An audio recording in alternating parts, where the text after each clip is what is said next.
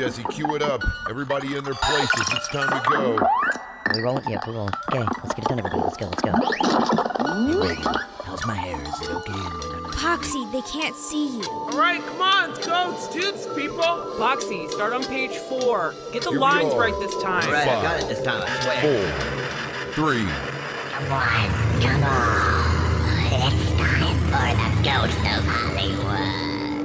Well, hello, wall crawlers, and welcome to the 47th episode of The Ghost of Hollywood. I'm Poxy Leonard here with Miss Ragan, and tonight we have Heather Buckley in house to talk about her career and ongoing work as a producer for several film projects, both past and present. We'll also dive into more detail on the lesser-known aspects of producing, because whenever the position of producer is discussed, everyone's always asking what exactly it is that they do. And it's not such an easy answer because they do and can do so many different things that impact the overall workflow and output of a production. And whether it's a micro-budget feature or a multi-year documentary project, Heather has been able to endure and accomplish her task to bring any job that she's put on the table to fruition. We will also discuss various projects she's worked on, such as Blood and Flesh, The Real Life and Death of Al Adamson, The Ranger, The Sacrifice Game, and a slew of other shorts, commentaries, and features. Simon and Lennox are also back at it with part 2 of the cinematic dumpster fire, continuing to tell the tale of Canon's collapse and the fall of Giancarlo Peretti. And if you missed part 1 and want to catch up, you can always dial back to episode 46 and see what's up. When we return, producer Heather Buckley will join us, so stay tuned. I'm Miss Reagan here with Poxy Leonard, and you're listening to The Ghost of Hollywood. Interested in television or movies? Then check out The Ghost of Hollywood for the best in cinema-related podcast at theghostofhollywood.com or wherever you get your podcast. Welcome back to The Ghost of Hollywood. I'm Poxy Leonard here with Miss Reagan, and joining us is producer Heather Buckley. Ever busy, producing everything from, short films to features such as The Ranger or The Sacrifice Game, or documentaries such as Blood and Flesh, The Real Life and Ghastly Death of Al Adamson. Heather knows the industry and is no stranger to it. That said, Heather, thanks for joining us on the show. How are you? I am well. I'm dialing in from the great state of New Jersey. Oh, that's nice. I haven't been there in a long time. So, before getting into film, you had a background in advertising and design. How were those creative and logistic processes from that industry beneficial while you were building your resume as a producer in the early days? This is a very interesting story. So I started my life as a fine artist. I used to draw with my Polish grandfather all the time. I was going to focus on being in the medical profession to go to med school. And I sort of read the cog in the wheel theories that your destiny is what you're good at in life. And though I was sort of an outsider kid, everyone always noted on my drawing and my artistic ability. So I decided in high school senior year to switch over to go to art school.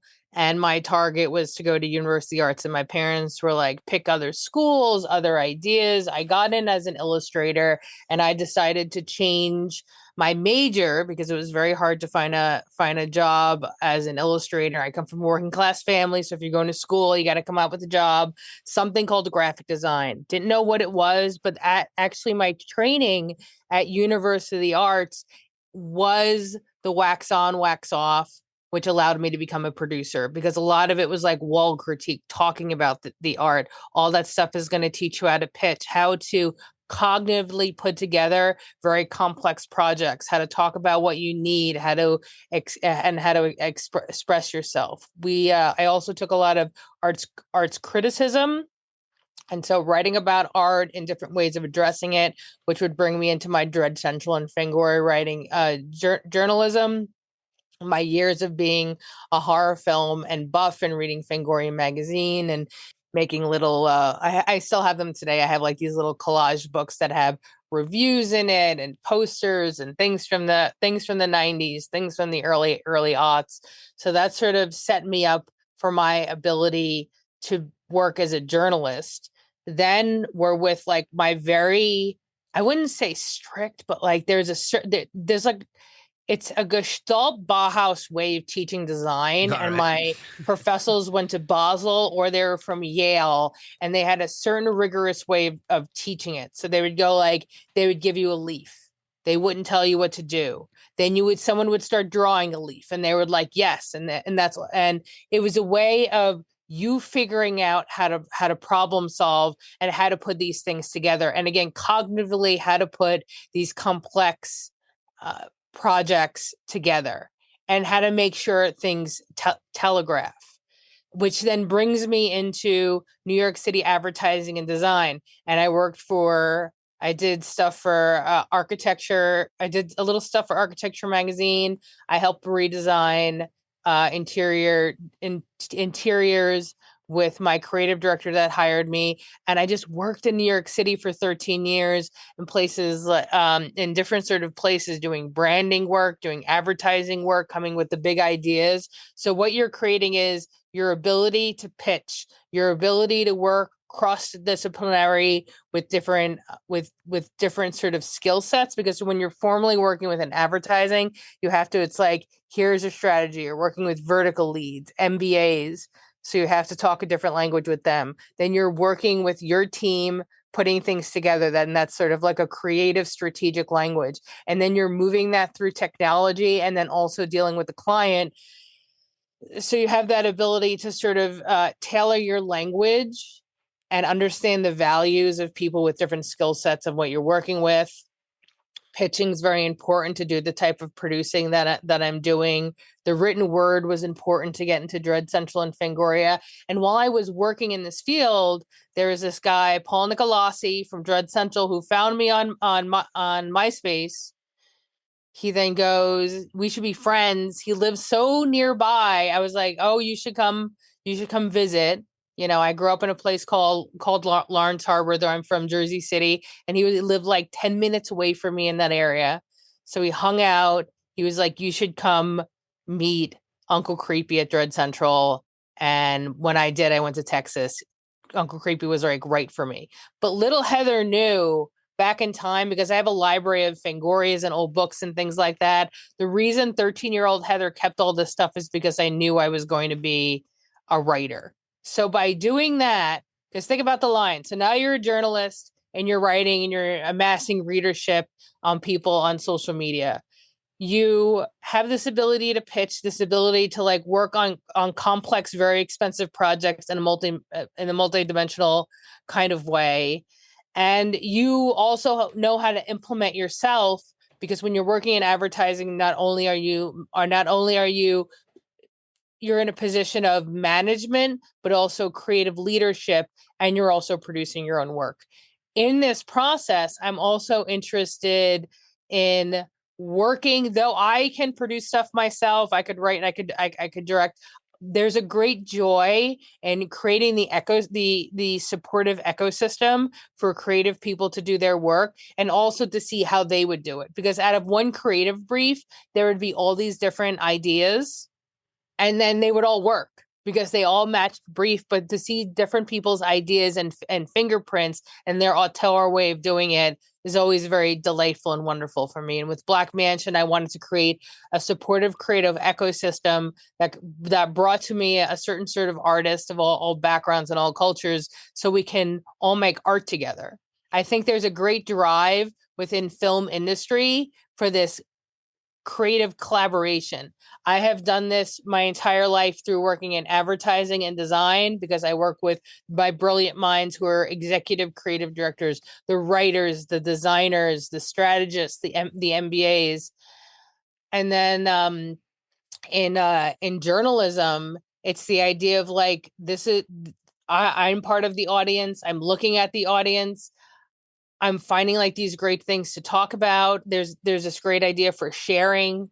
And then part of working, and not in sort of like editorial design, but in advertising, is this idea of sort of like social media and marketing, and how to get engagement and how to get things out and how to create something that's not like static film marketing. Static film marketing is like a poster or a sign on the side of the road, or a little ad that you could click on, and it's not about engagement, and it's not about thinking about the audience, and it's not about sort of grabbing people where they are. So for an example, when I did The Ranger, I felt, because I was in advertising, because I could talk to MBAs and talk to vertical leads, I knew how to talk to business people about art. I was interested in doing pitching for finance because of that. Could I make art relative to people who are from in a more business standpoint? Then Jen Wexler was Heather Buckley, let's produce this movie. So it's taking complex movies in different parts and figuring out the sequence and the strategy of getting things done and not getting overwhelmed by the big picture. So The Ranger was the first full movie that I produced. Now, if we go back to advertising and we go back to punk rock, well, you want to create sort of a social media engagement strategy. So we pretended that we were drunk punk, followed all the bands, and supported all the other movies that we were on the film fest line with. Because if you're punk rock, it's not going to be about you. It's like, oh, Wolfman Has Nars. Oh, this movie, that movie. And I would go like, go see this movie, go see that movie, follow the bands that are on our soundtrack in a certain engagement. And we would do that before Twitter became an evil place. We did that over in 2018 and 2019 and created a merch strategy. Because one, it's a glass eye project, and Larry and the crew always love some merch. And also I'm punk rock and the movie's punk rock. So with Jen and I, we're like, we're going to do the VHS, we're going to do the novelization, we're going to do we're going to do the vinyl, and Josh from Cinepocalypse is the one who got us in touch with the vinyl label folks. And then Ed Kurtz, who's a writer who I knew, was like, you should write a novelization. And then we did. That was his brilliant idea. And we did the novelization, and we had the cover look a lot like I think it's like R.L. Stein's Fear Street. That was like Jen's idea. So we pretended like what would be the merch of the Ranger, since the Ranger had like 1992 vibes. How would it come out? There would be a vinyl. There'd be a novelization with like a vintage looking cover. They would be the VHS. I remember reaching out to my friend Josh at Lunch Meet and going, will you do a VHS, a pan and scan cropped VHS of the Ranger? And the best comment online was, what year did this movie come from? So I hope I'm like creating clarity. So it's a lot of stuff. If we think about the movie The Dark Crystal and the thing that's like the great conjunction, there's a lot of moving parts. It's like, so you could do engagement marketing over here. So when your movie comes out and it's an independent film and it doesn't have the huge P&A support of a Star Wars movie, you could support the movie. Because you worked in advertising and you work with business people, and you've had to talk about creative to business people to pitch it, to create creative briefs, to present it to clients. Now you're able to talk to folks who are in sales and distribution, or business people in general who are going to finance your movie. And because you had this certain training at University Arts about talking about the art and putting together complex problems in the way that sort of the modernism is taught, now you can get a hold of these great projects. And I was at Fantasia Film Festival at the Market, and this producer, Dale McLean, was like, Heather Buckley, what's your day job? And I said, I'm a creative lead in an advertising firm. And he's the one that brought the clarity. He says, so you're in the film industry and you work on multi-million-dollar projects and you do cross-disciplinary creative management, you should really become a producer. And that haunted me, that Heather Buckley should become a producer. Why did it haunt you? Because I was fine being a designer. I love being a designer. I love doing art. And so I would work on We're Still Here. And Travis Stevens was, Heather Buckley should be a producer because the way she ran this department. And I would tell people, because I didn't even know what a producer was. And I was in a car with Michael Felsher, and I was like, I've made all these things and people want me to be a producer. And Mike Felsher from Red Shirt Picture was like, why don't you produce the Lionsgate doc on Saw as a DVD supplement producer? So that was the beginning of my, I made 600 DVD supplements. When you have like over 600 supplement like DVDs, how much time you must be able to spit them out pretty fast. Like, what's the integration of time for like a single one? It takes a huge amount of time because you have to come up with do the research of who you're gonna come out to. Find where everybody is. Some people are on IMDb Pro. Some people you have to find through unique and interesting methods. You have to say they're going to say yes. Then you have to film them. They could be all over the world. I remember Richard Belzer's shoot was so hard because he was in the south of France. I had to find a wedding video. That's the house he had from where he sued Hogan, right? Or WWE, wasn't it? After he got his head busted open. It could have been, yes. And he was drinking wine the entire time. And R.I.P. Belzer, and So now you have to like virtually coordinate over every time zone all over the world. So recently we're shooting in Corpus Christi, Texas. We're shooting in Vancouver. We're shooting for one of Arrow's things in San Diego, Los Angeles, San Francisco. And where was the other shoot? The other shoot was in Toronto. And then I'm driving up to Connecticut. And so you're getting them all together. You're getting a consistent look and feel, getting the questions written, and either going on the road yourself if they're close by, traveling over to Los Angeles if it's a certain kind of interview and they want you there. It's just it takes so much time and effort and energy to get these DVD supplements done, because and then also not only when you have the folks and bless everyone who says yes to let us come to their house and do all this stuff, because they're a big part of it too, is that people who want to say yes, people want to be part of the archiving, and then they go like, I have all this beautiful stills and slides and VHS and different cuts of my movie. And then I'm working with the director now who was like, I have VHS and stills and photos. Who's going to scan them? And it's like, well, my friends at Severin Films, you know, they'll pick up everything. They understand it's the most precious, and they're gonna get that done for me. I was just texting David not a second ago. And then I had Gwen from Portland Horror. We were working on something for Imprint, which is an Australian company. Mm-hmm. I was like, I have an original shooting script and storyboards. Will you scan them in all in high res for me? And it was like 2 inches worth of paper. And the set's is gonna print the script, and then we're gonna do a storyboard animatic within the disc. So it's a huge amount of work. It takes a huge amount of time. And because of in the heyday of DVD supplements, like in the day, like when everyone had Blu-rays and before streaming, it was a very lucrative thing because it's a very niche market.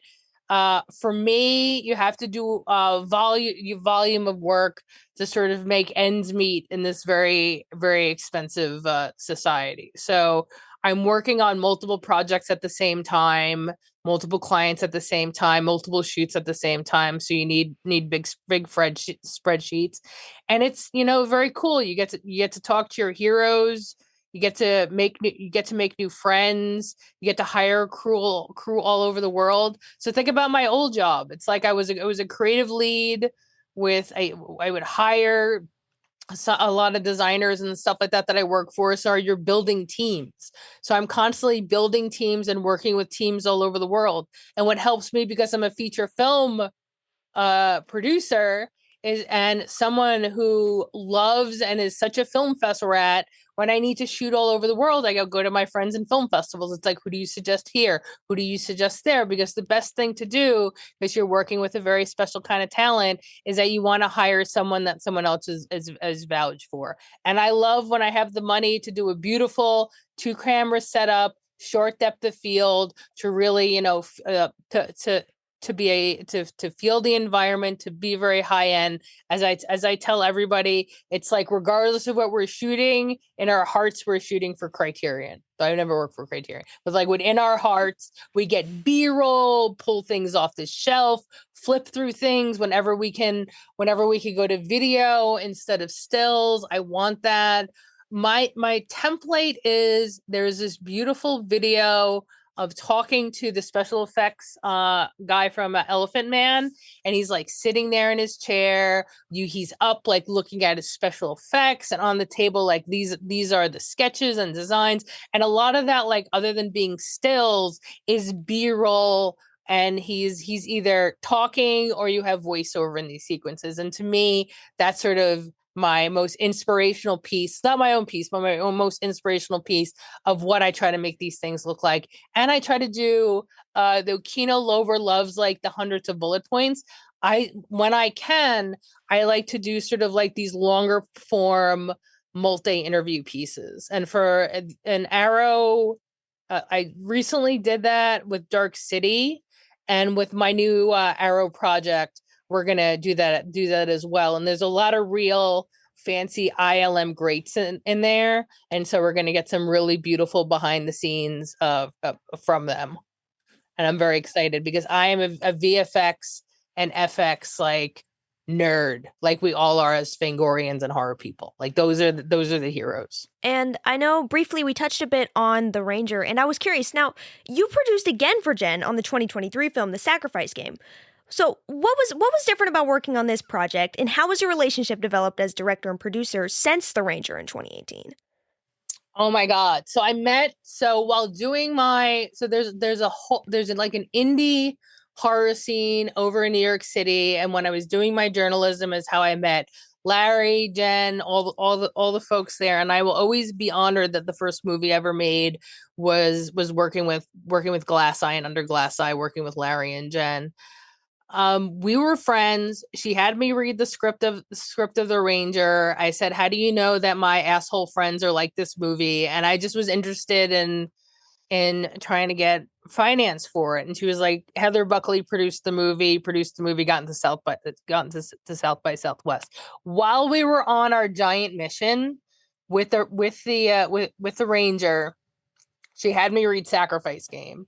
I read Sacrifice Game, and of course, it's like my Jen, my sister, my next thing she wants to make is that I was trying to get financing for that as the second movie, because as soon as you make your first movie, you got to have the second movie script ready. You have to have it ready. So she had this really great script ready, and I loved it because it was about friendship. It was about girlhood. It was about girls being nice to each other. It had like this also Charles Manson aspect to it. There's a lot of things to like about this script. I had met at and again, like Fantasia Film Festival with Mitch puts together. You'll hear the stories at Film Fest World. Journalism World and Film Fest World has helped my career a lot when it came to like connections and putting things together. And also finding the talent that is on my slate.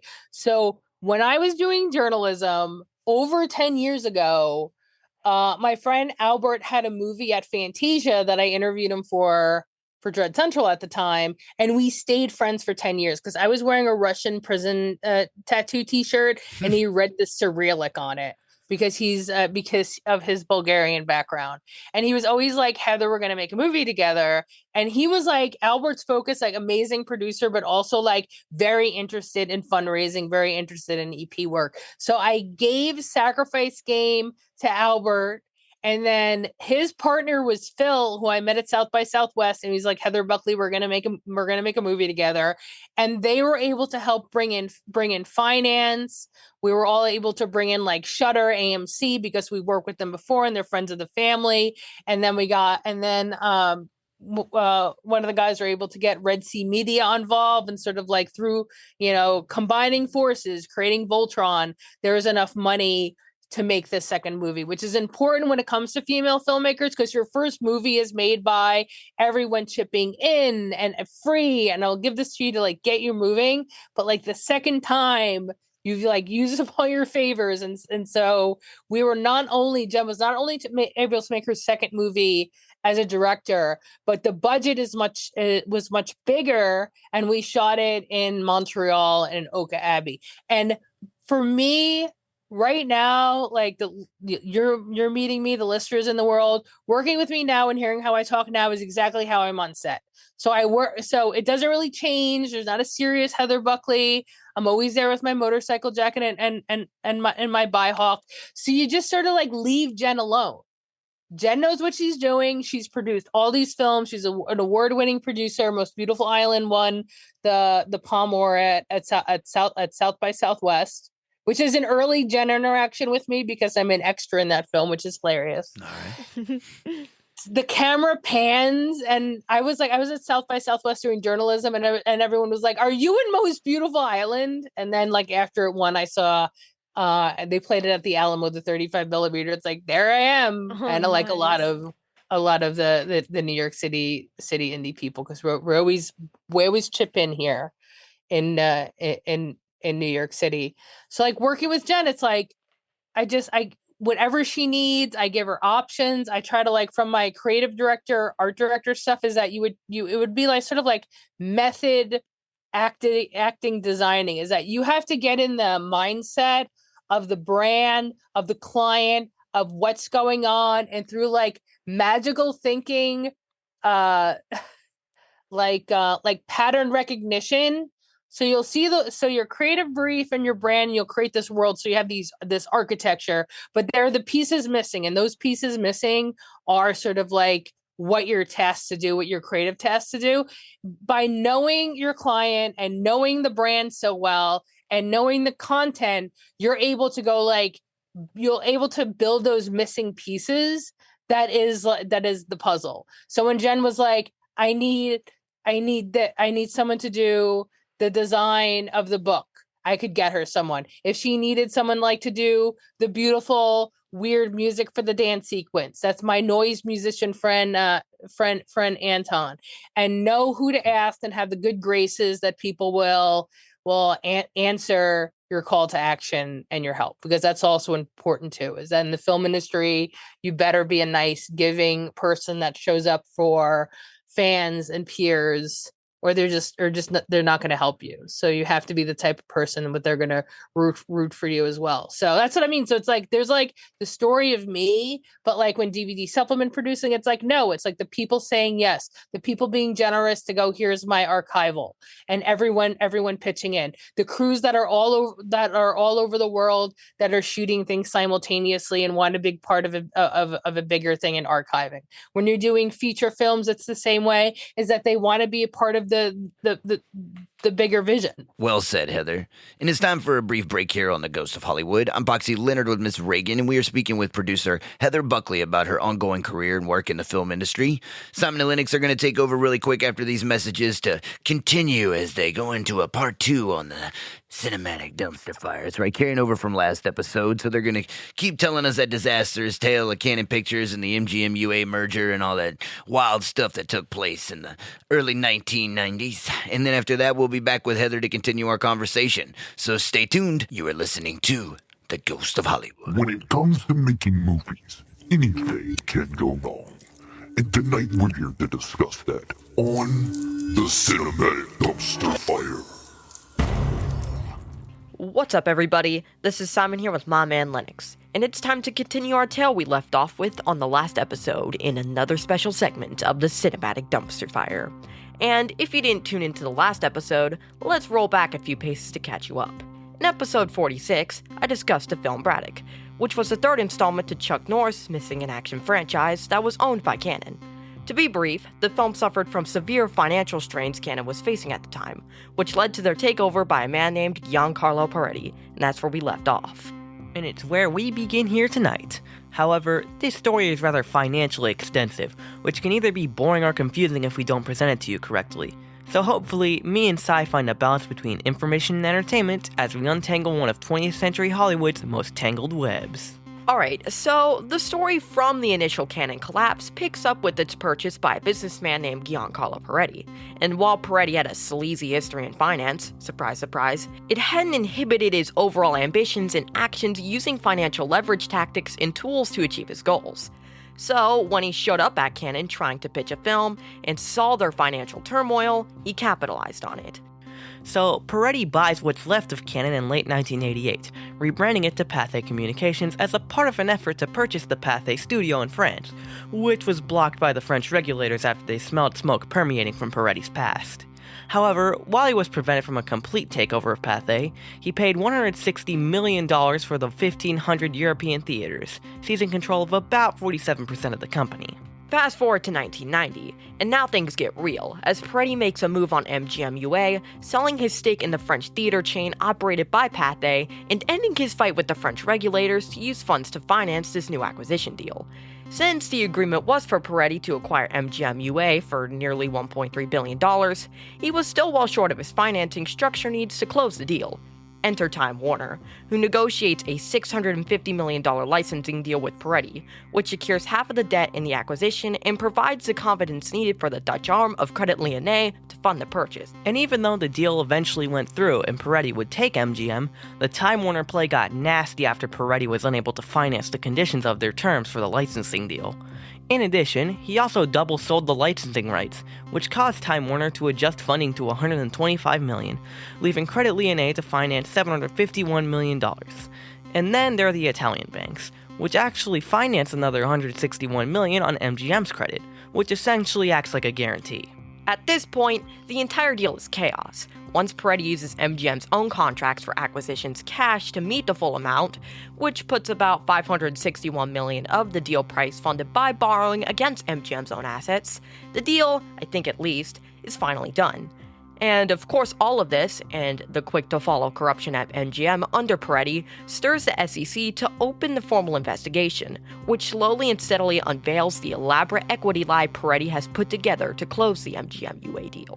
Then, creditors call on a variety of defaults, while Credit Lyonnais is actually already working to structure a rescue package, which they back out on after calling card and seizing assets. Why do this, you ask? Well, the reason is simple. Credit Lyonnais had to cover their own ass to inhibit the petition to bankruptcy from bringing in a trustee who would uncover their own corruption in the deal, including the temporary loan they helped mass to Peretti under the guise of equity. But the curtain call becomes inevitable as everything slowly comes to light and the lawsuits pile up. And at this point, Credit Lyonnais now owns MGM after a foreclosure, installing Frank Mancuso as CEO. But with all of their losses on bad loans, Credit Lyonnais is nearly insolvent, so the French state takes control. To clean up this mess, the French government develops what is basically known as a bad bank, called the CDR, which stands for Consortium de Realisation. And at some point in the early to mid-90s, the government tells CDR to sell MGM, so it's put on the block and purchased by no other than Kirk Kerkorian himself for $1.3 billion, which is about the same amount he sold it to Peretti for. And the rest is history. Peretti is charged and convicted mostly in absentia everywhere he goes, and is still alive out there somewhere today. But if this isn't the biggest cinematic dumpster fire of the 20th century, I don't know what is. But that's it. Well, for the sake of time anyway, this is Simon here with my man Lennox, and you've been listening to the second of a two-part piece of the cinematic dumpster fire right here on The Ghost of Hollywood. Stay tuned because Poxy and Ragan will be back right after these messages. Interested in television or movies? Then check out The Ghost of Hollywood for the best in cinema-related podcast at theghostofhollywood.com or wherever you get your podcast. Well, let's talk the documentaries for a minute then, because I know you'd worked on Blood and Flesh, so for context for listeners, Blood and Flesh and Al Adamson, of course, was a famous 60s camp director for films, notably like Frankenstein and Dracula versus Dracula or Satan Sadist, movies such as that. Now, he was murdered in 1995 and then buried where his jacuzzi was in his house, and that's a whole adventure. So You worked on the documentary that kind of goes over the history of all of this back in 2019. Now, typically a documentary like this requires a producer to handle various aspects of everything you've been talking about, from legal entertainment, licensing, sourcing, all of that. So when you worked on this, which of these did you learn the most about, and how has that become an asset to you, like one of your bigger assets when dealing with similar objectives? So trying to find people it's a lot of, like, I have to find a director now for an Arrow box set. So his old contact doesn't work anymore. So you go on IMDb Pro. It's like, who has he worked with recently, and can I contact him to get in touch with them? So what you're trying to do is, like, you're trying to create 100 points in the world to try to get closer and closer and closer to try to find the person, because like in Al Adamson, a lot of the folks they're not on IMDb, they're older actors, they're not on social media, like to try to find where they are. So that's something we all know how to do. It's always a challenge and time consuming to find all those pieces and their part.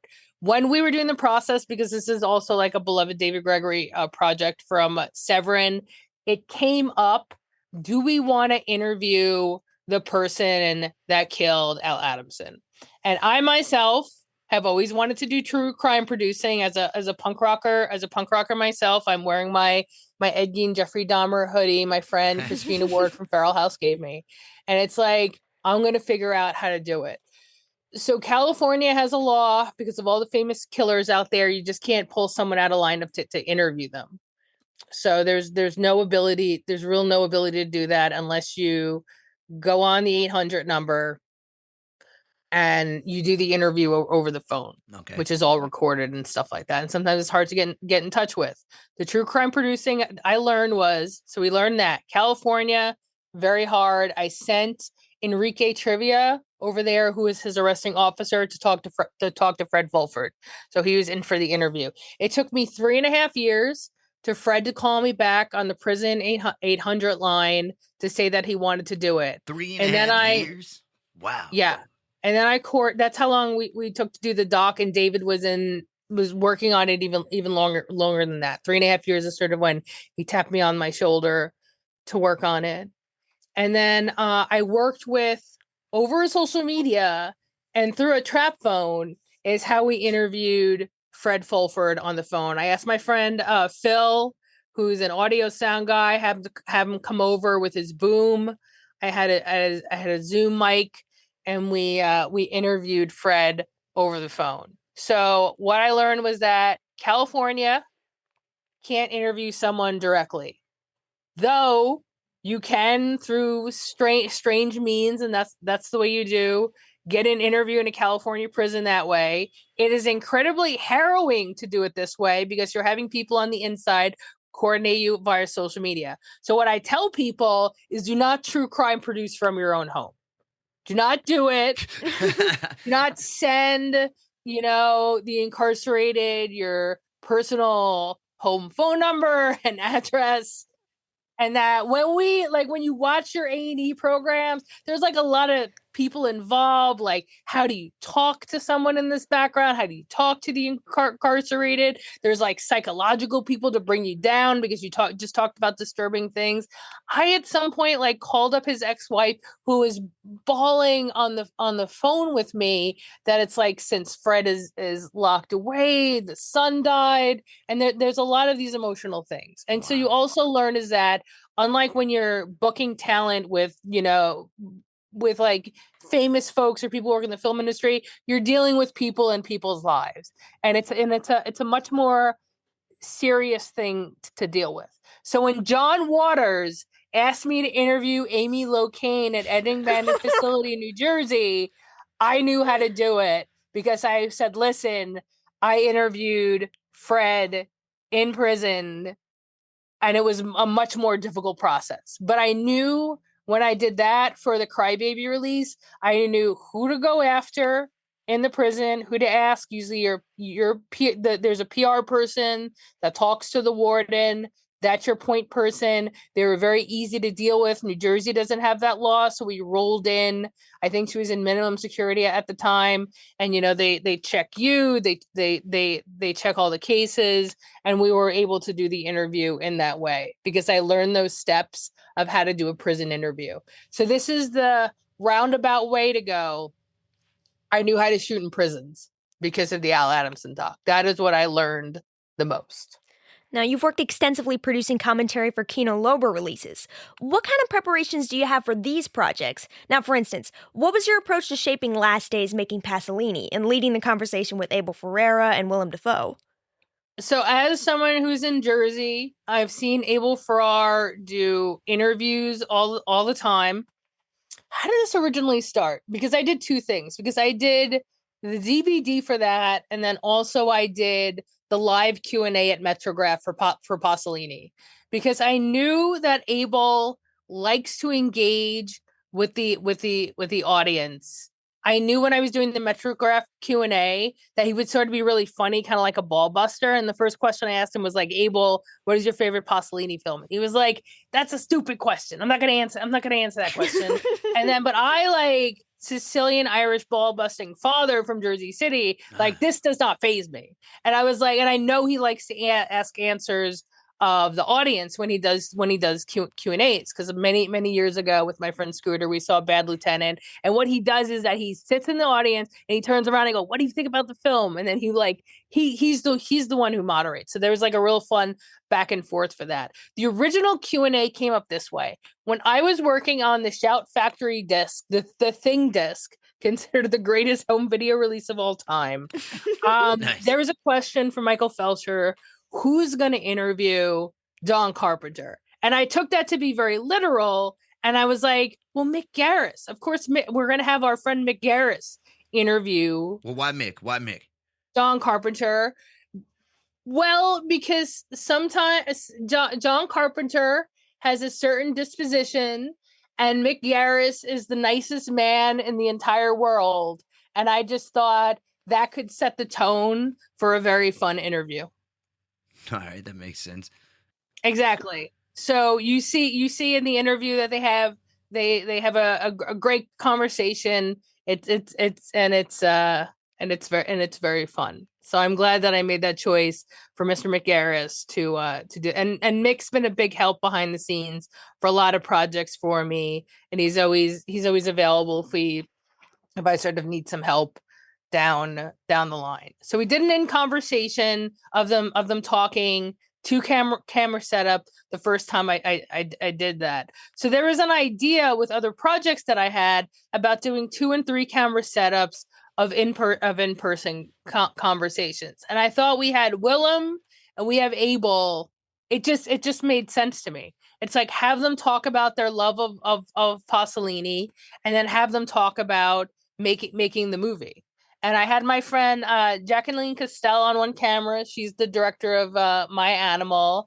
And then Peter Azan, who's also a producer, editor, DOP in his own right, on the other 2 cameras, because we had one locked off. We had 3 locked off cameras. And putting together the shoot was wild and chaotic, because we know that's his way. He needs to create that kind of energy to do the work. I had him check the shots. I walked him over to the studio. We did it at Gramercy Post, and he was like, "Don't kill me," because I'm like 6 foot tall and I have a Bi-Hawk, and he's made Driller Killer, so he's seen Girls Like Me before. Yeah. And we were able to shoot it. And the technique was, we were sort of like in a room with a black background, and they would talk, and then they would want me to like yell out subjects or questions. So when I do these things, so usually we have Q&As set up is just like bullet points, one after the other, to create the edit when we do our research. When I do in conversations, we have questions like that, but we also have subjects. Also, a lot of times when someone talks, they're going to answer those questions anyway, but in a different way, in a different order. And as long as we have that bite, it's fine. So that's how the preparation is set up. That's also sort of when I did John Waters' moderation for his commentary for Crybaby, is that I know he didn't want to repeat himself. So we listened to the old commentary, and then we created questions and comments and points and information based on sort of new stuff. Yeah. So I knew if he said something before, and I knew the new thing to ask him, but that's sort of how the script, which would be the best way to talk about it, is set up by subjects, questions, and you're doing a very active listening as a moderator. So they were talking, I was off camera, and you listen to them, because even though you're not on screen, and I was talking to this director recently, you have to be a good scene partner, even if you're not on the other side of the camera. You have to be present. You have to be listening. I remember when interviewing Tom Noonan for RoboCop 2, he was like, "Don't look at your papers. Look at me. It makes it easier." So I made sense. I always make sure that I'm radically present. And even if you're not saying anything, you're there with them. Well, you're literally picking up on the significance of how to engage with whoever you're working with, is what it sounds like. Yes. You mentioned, because I do want to ask about Black Mansion Films. You mentioned that briefly earlier, but this is your company, kind of a collaboration studio situation. Can you provide us more detail on that? All right. So what happened when I was making Sacrifice Game? We wanted a film company that Jen said was associated with with the movie. And so when we were in Los Angeles, we were in a cab together, and I said, if I had a lot of money, I would have a black mansion, which means that I want my dream house is like, I would love a black, I would love a black Victorian, like a forever Halloween house over in upstate New York. So you have the good porch, you put the jack-o'-lantern there. It's always ready for Halloween. And so that is how the name Black Mansion came about, because I wanted it to feel very like subgenius, very like psychic TV. The idea that there is like a bigger narrative and presence to the logo. And we have the gold snake, which is more like if you went to the house or you went to like this occult gathering, that would be the symbol. And it's making an organic shape to look like an infinity symbol of sort of life and death. And the inspiration for the design is also very like high-end couture, Yves Saint Laurent, Hermes, and sort of a vibe like that, ready to wear house. Something that you would see on a clutch, something that you would see on sort of like a handcrafted couture gown, and sort of like black and black on gold. So it's like occult high fashion. And the people that I wanted to invite to work with me are sort of auteurs of all backgrounds, all genders and classes, who want to tell subversive, very specific stories. And because of my marketing background, when I read these stories, and because of my journalism background, and I'm also someone who reads literature and reads philosophy, I love work that's very literate, very visual, as I mentioned, subversive, punk rock, iconic and singular. And because of my time in the film fest world, those are the filmmakers that I find or hear about me or are attracted to the work. And I feel very honored to read their work and put it on my slate. And my slate is rep by Brian Goldberg at WPA. And I work with Elise Solomon, who's an amazing writer and producer, and Louise Ward, who's an amazing producer, director, writer, all around superstar. And outside of that, I have a huge amount of collaborators who put my stuff together. I have Avery Smith, who helps me with design. I have Alice 13, who helps sort of like set the look and feel for a lot of the DVD supplements that I do. Sort of key players over in LA as well. Elle Schneider is out there filming some stuff for me. What is your involvement as a producer when it comes to securing sales representatives, festival premieres and distribution? Because of my marketing background, when I was working in journalism, I was trying to figure out how do you make like a Michael Haneke film or a Lars von Trier film in America. So I would hang out with sales and distribution people to try to figure that out, and if that was any possible. And I feel the more that I work on my brand of Black Mansion, the more like subconsciously that was the drive. Though I love making horror films. These horror films are sort of like slanted in a more European direction. So a lot of these folks became my friends because of my marketing background. We're concerned about the same thing. It's like, is there an audience for this? How do you roll it out? How do you reach them? How do you get people to show up? I just like, that's my strongest Rolodex, are sales and distribution. And I try to do cast contingent financing. I go, do you like these people? They rank these people. If I get these people, would you want to come on board as an MG, or say you're going to distribute the film? Like, that's a lot of the conversations I have around sales and distribution. I come from a working class background. My dad was a construction worker. My mother was a paraprofessional aide. So I was not in the places of great money and finance. That's like at the beginning of the conversation. It's like becoming a producer was like haunting me, because I was a successful designer and creator over in branding and advertising world in New York City, and I love the organization of it, and working with teams and figuring out the strategy of something, and also taking like brands that maybe aren't the most fanciest and give them like, from our old 90s self, like a Jenny Jones makeover for a lot of these brands going on. All right. Now, in previous interviews, you've discussed the importance of film as art, regardless of its style or tone. So that said, How has your understanding of the processes in post-production and audio and cinematography augmented this appreciation as you've gone on throughout your work? Hasn't enhanced it? I mean, I was always a film fan. My friends grew up, my family grew up, we were always like renting movies, always like taking me to the blockbusters and things like that. What would be the best way to answer it? Because I am a fine artist and I can write short stories and I can draw stuff and I can create my things in a certain way. It doesn't give me this strong desperation that film is my only method of speaking to the world.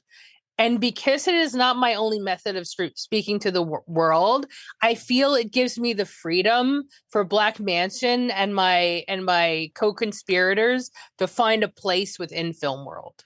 So working on film and seeing how it's made, like we were always like, again, the Fangorian behind the scenes stuff, it makes me joyful to promote people's work and archive film history, because that's what I've been probably doing since I was 13 years old, of keeping these clippings, keeping these books, knowing what's special, which also sort of like cascades into Black Mansion. When I read a script, when I meet a filmmaker, I know that they're special and they have to be put in the Black Mansion book. We have to get the film made. And I believe wholeheartedly and 100% that the people that I've found along my way and found me is that their projects are going to get done, because they're singular, important voices out in the world. But it really has not affected me as a fan of cinema. And even as when I was doing journalism and writing reviews, because I've made movies, it really didn't. I don't subscribe to movies are hard to make, and we give people a break. Movies are very hard to make, but at some point you give them out to the audience, and the audience will do with it as they were. To me, so there's another great freedom of like, let's make it and put it out into the world and see what works, what doesn't work. I tell you, I take pleasure in seeing all kinds of feedback. There is so much fighting around the Ranger of like, I hate these characters, they're such assholes. And I sometimes I would comment, I would go like, I know I'm an asshole. You don't have to put that on print because punk rockers. Well, a lot of the characters in the Ranger like seem to kind of nod to earlier movies, and particularly Return of the Living Dead. Yes, but also like East Coast culture of ball busting and being like, my friends are like that. Like if you're on stage and the people telling you that your band sucks and you're off is like your best friend. Like there's never ending ball busting and things like that. So I thought it was funny to like see that. And then when Jen made Sacrifice Game, I was like, people love this movie too much. There's not enough anger, not enough fighting. People are too much of a fan. I want people to go like, because film industry is a place where someone will go, I hate this, and someone will go, I love it, and then they'll go like head to head in a fun way, or they'll find like a movie that like nobody loves, and then that's their job, that's their lifelong job, to go like, I'm going to stand by this movie. This is my favorite movie. I think it was on the Facebook group, and someone was going like, I don't understand why people don't talk about Larry Fessending's Last Winter. That's my favorite movie. And someone goes like, that is an incredible movie. Yes. Like there's this constant conversation about, let me bring up my favorite thing. Let me talk about my favorite thing. Oh, you hate my favorite thing? Let's talk about that as well. Because I was recently, my friend David did the Borman doc, and I helped him with the New York City unit, and we were sitting and talking about that after John Borman? You talking about like yeah, all right, yeah, the Borman and the Devil, the documentary. Nice. It was very fancy. It was at the Venice and everything like that. And I said it's like hard, like he loves. There's people out there who love Exorcist too. Oh yeah, everybody. But and I love and in my heart, like as like a rock and roller and as a Heather Buckley, it's like endears me about the genre film industry that everybody has a big heart for anybody's movie. Oh, see, look, the Christmas coming up. Now we got throwing Christmas Evil and show motherfuckers what it's all about. It's true. Yeah, it's true. I put those on. I love them. Yeah, I tell people about movies like the movie Things, and it's even hard to describe a movie like that. But people go like, I love that movie. And there's something to be said about it because it's like, it's handmade, it's authentic. A lot of these like older movies, like you could see that people tried, and even if they tried and failed. I know I love Anthony Hitchcock's films, is that he had this great vision, but he didn't really have the budget. But you could see that he was trying to create something new. I can't tell you how much I love the Waxworks movie. Well, you've mentioned in previous interviews where you've had access to older special effects, and then you've had access to newer digital special effects, and then even some handcrafting and stop motion stuff. So you definitely have an appreciation for the craft kind of across the board, but you also have spent a lot of time like studying it and experiencing it as well. Yes. But also like you can say like as a producer, but I never stopped being a fan. I never stopped being a fan. I love to learn how things are made. You kind of have to be the fan to be the producer, though. Like you have to be the biggest fan. Yeah, part of what we were really taught at University of the Arts by my professors, like Hans and Chris and Inga, was about process and how things are made. And I will never stop being fascinated by how things are made. And that's a lot of the stuff is being a producer or DVD supplements. And because I'm interested in how things are made and the big ecosystems, I can put those charts together. So I can look at process, be in love with process, be a cog in the process. Then I can build process and bigger ecosystems. And I always wanted a place for people to feel supported and heard. No, I mean, in and this to conversation, say thank you for their work. You're a logistics monster. I'm scared. You're rolling with it for sure. Like, you definitely. How else are we going to build a cult? It's very important. All right, that's true. That's true.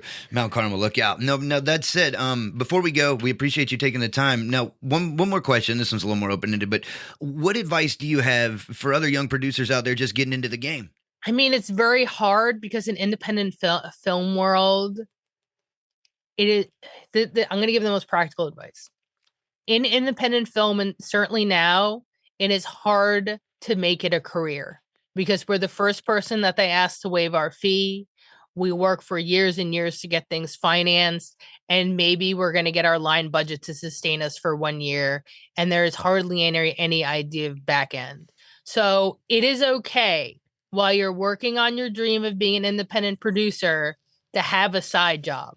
I mean, that's my DVD supplement producing, or any sort of like production and like post coordination that I have on my side.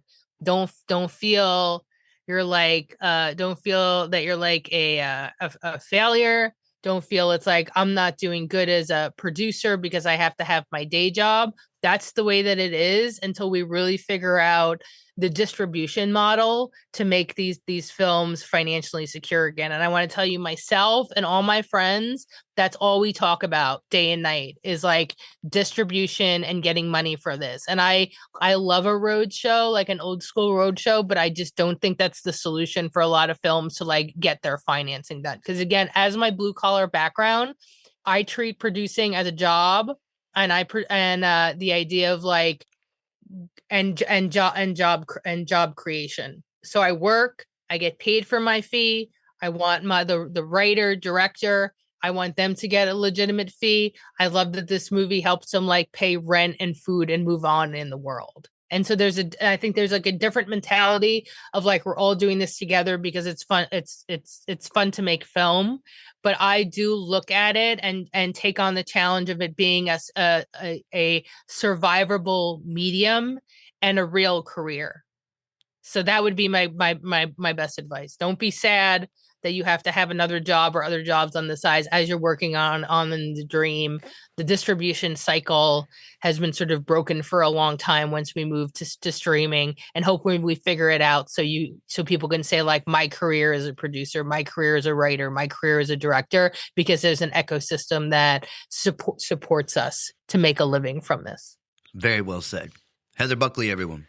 You're listening to The Ghost of Hollywood. I'm Poxy Leonard here with Miss Ragan, and we'll be back after these messages. Interested in television or movies? Then check out The Ghost of Hollywood for the best in cinema-related podcast at theghostofhollywood.com or wherever you get your podcast. Welcome back to The Ghost of Hollywood. I'm Miss Ragan here with Poxy Leonard, and we've just finished speaking with producer Heather Buckley. We'd like to thank Heather for making the time to join us tonight on the show so that we could learn more about her work as a producer and all the wild stuff she's worked on. That's right. Anyway, we'd also like to thank Simon and Lennox for all of their hard work on the two-part segment for the latest cinematic dumpster fire. It was pretty economically wild, you know. All them major mergers and stuff reminds me a little bit of something going on down there now in Hollywood. And don't forget, The Ghost of Hollywood also airs every first and third Monday on KBOO 90.7 FM in Portland, Oregon. For more information about KBOO and how to support community radio, please visit kboo.fm and donate an amount of your choice. Don't forget to tell them The Ghost of Hollywood sent you. The Ghost of Hollywood is also streaming wherever you get your podcasts. They made me say it. So, don't forget to give us a listen every now and again if we cross your mind out there, wall crawlers. And that's it. This is the end of 2025 for us here on The Ghost of Hollywood as we carry on towards the end of season 50 and the beginning of another new year. So when we return back in 2026, we will be with another new guest and plenty of action-packed entertainment. So stay tuned, that's right. That's all I got for you tonight. We will be back, like I said, in a few weeks. Happy 2026, everybody. Happy New Year's. That's right, that's right. Until next time, everybody, good morning and good night. You've been listening to another episode of The Ghost of Hollywood. The Ghost of Hollywood was created by Zach and Ragan Flannery. The show is produced, mixed, and mastered by Leonard Shure Company in Vancouver, Washington, and Portland, Oregon. For more information on The Ghost of Hollywood, please visit theghostofhollywood.com.